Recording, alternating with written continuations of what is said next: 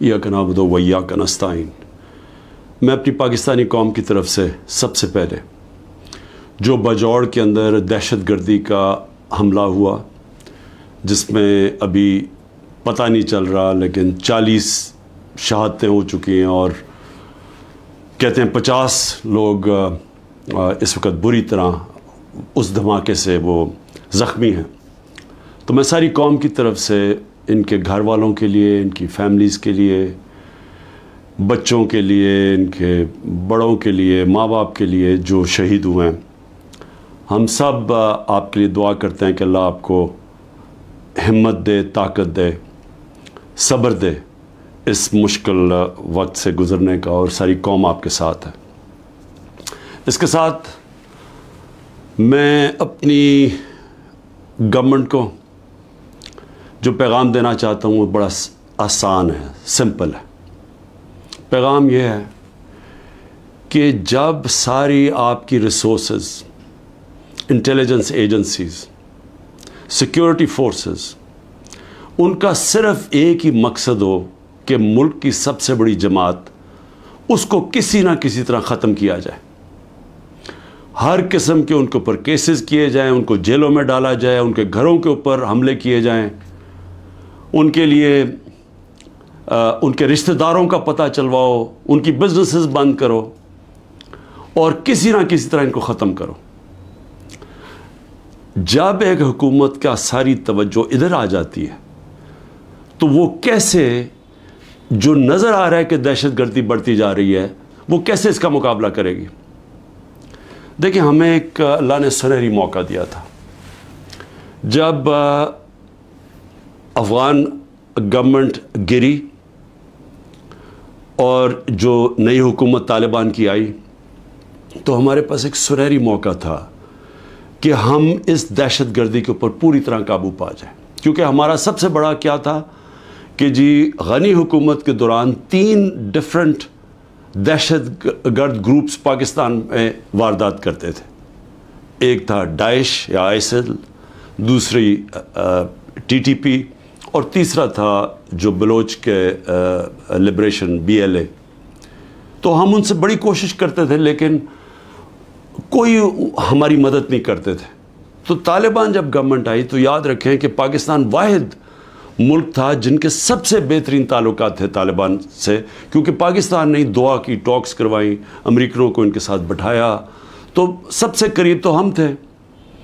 तो असूलन तो हमें सीधी तौर उसका फ़ायदा उठाना चाहिए था, और ये जो ट्रांजिशन थी जिसमें वो हमारी मदद करने के लिए तैयार थे कि जो TTP को यहाँ सेटल करना था उसमें हम पूरी तरह तवज्जो देते, उनका बंदोबस्त करते कि जब वो यहाँ आना था उस मसले को वहाँ हल करते, और अफगान गवर्नमेंट पूरी तैयार थी मदद करने के लिए।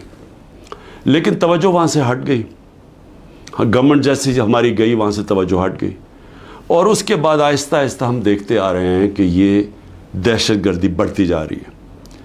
636 एक साल में पख्तूनख्वा में सिर्फ दहशतगर्दी के वाक़या हुए हैं, जिसमें पख्तूनख्वा की पुलिस को सबसे ज़्यादा इसका नुकसान उठाना पड़ा, और उसके अलावा बलूचिस्तान में और वो जो कैंटोनमेंट पे जोब में अटैक हुआ। तो मेरी फिर से दरख्वास्त है कि ये मसला और बढ़ता जाएगा अगर अभी पूरी तरह तवज्जो ना दी और अपनी प्रायोरिटीज़ ठीक करें। ये जो तहरीक इंसाफ है ये मुल्क दुश्मन नहीं है। जो मुल्क की जो अवाम, जिस 70% 75% अवाम जिस जमात के साथ खड़ी है, वो मुल्क से ना गद्दारी कर सकती है ना उसकी दुश्मन है।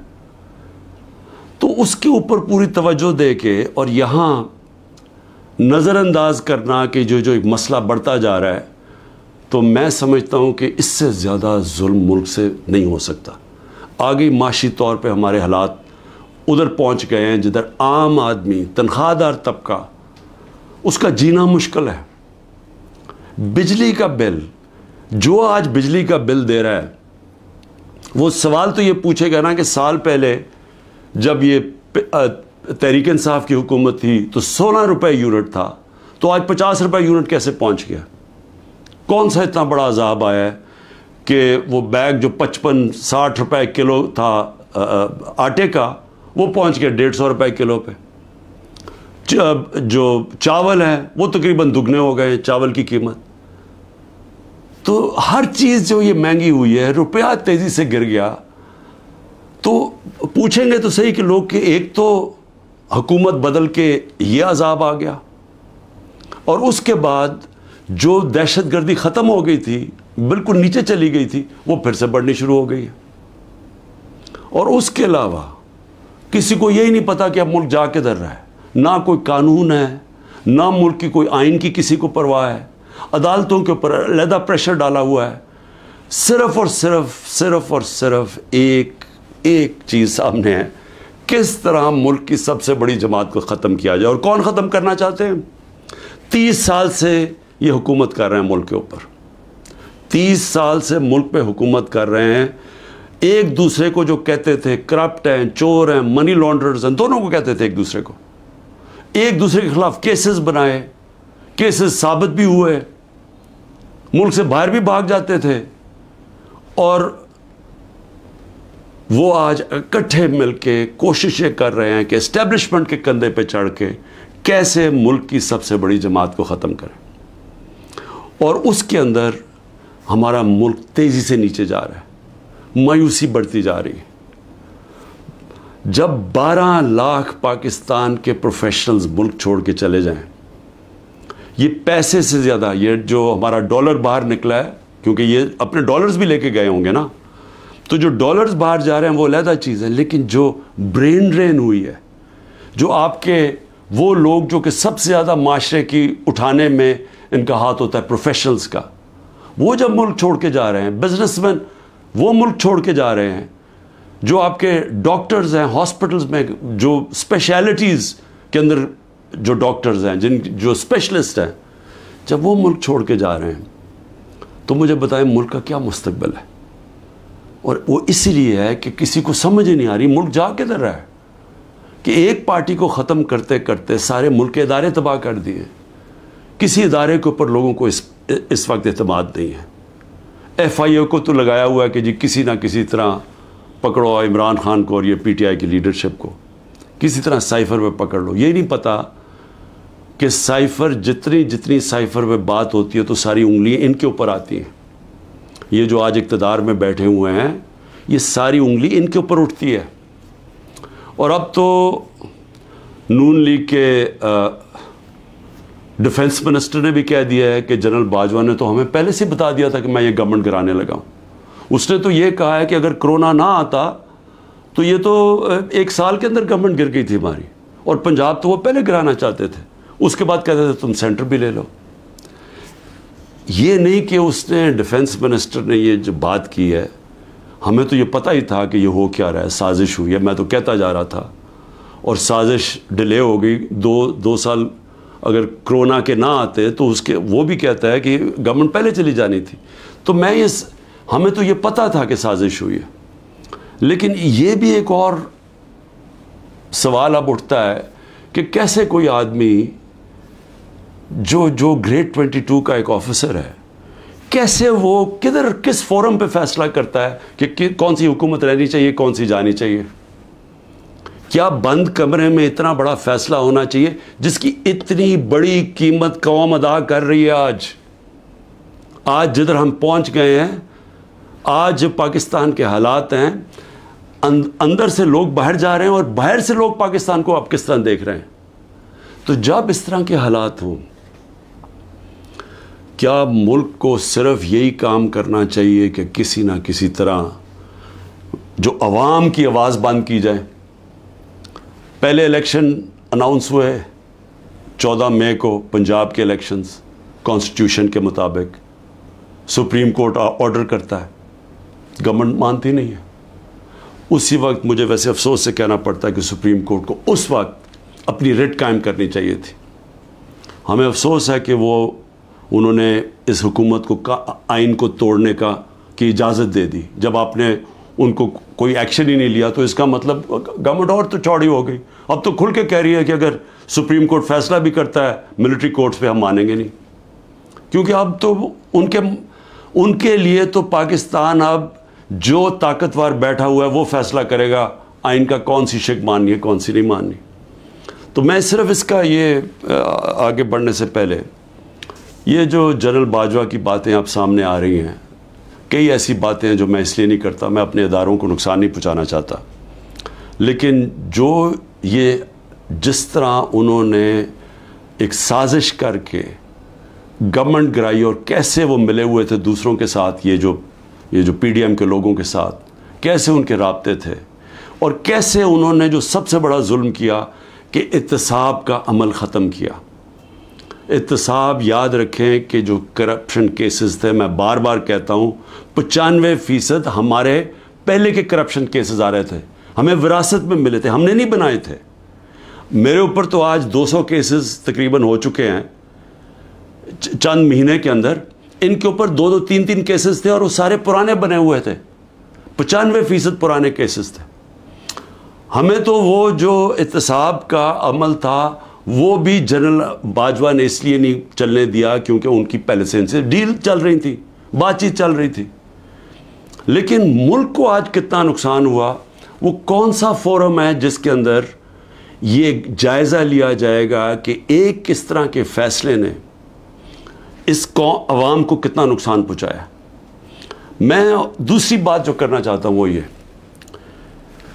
कि देखिए, मुझे जो सबसे बड़ा मुझे खुशी थी वो ये कि तहरीक इंसाफ पहली जमात थी जिसने ख्वातीन को पॉलिटिक्स में लेके आए, यानी उन्होंने शिरकत की पाकिस्तान की सियासत के अंदर। मुझे फ़ख्र इसलिए है कि ये जो पाकिस्तान मूवमेंट थी उसमें मेरी वालदा बताती हैं कि औरतें कितनी शिरकत करती थी उस पाकिस्तान मूवमेंट के अंदर।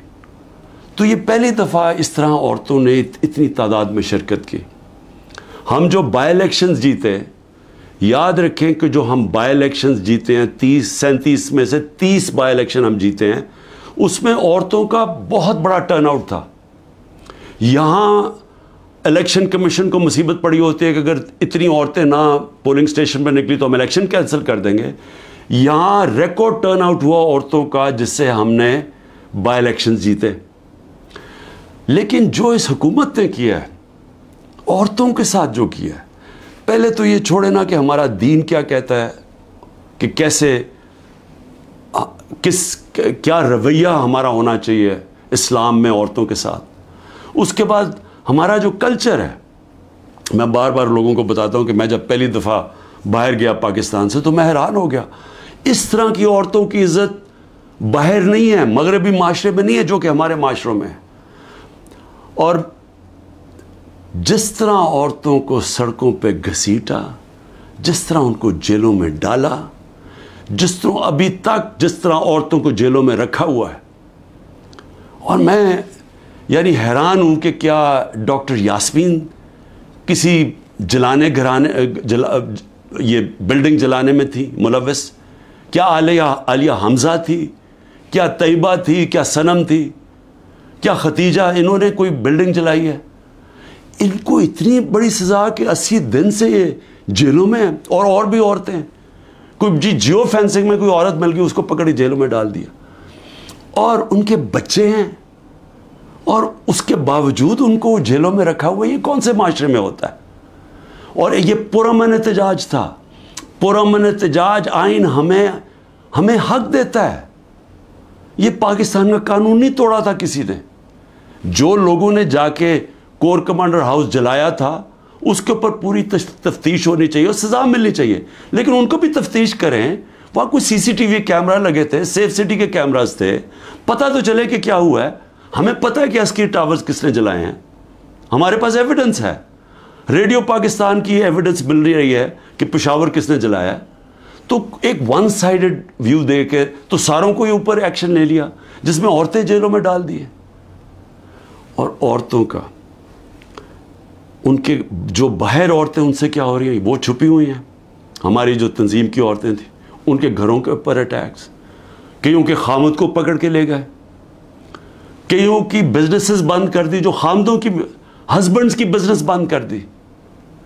यानी वो इतनी मुश्किलों में उनको डाल दिया, और कई तो छोड़ के चले गए पॉलिटिक्स। हम उन्होंने कहा जी हम नहीं कर सकते। ये कौन कर सकता है, ये मुझे बताएं। जिन औरतों के बच्चे हों, जिन औरतों के खामद हों, भाई हों, बाप हों, वो जब देखेंगे कि ये हो रहा है औरतों के साथ, कौन इजाज़त देगा अपनी औरतों को पॉलिटिक्स में आने के लिए?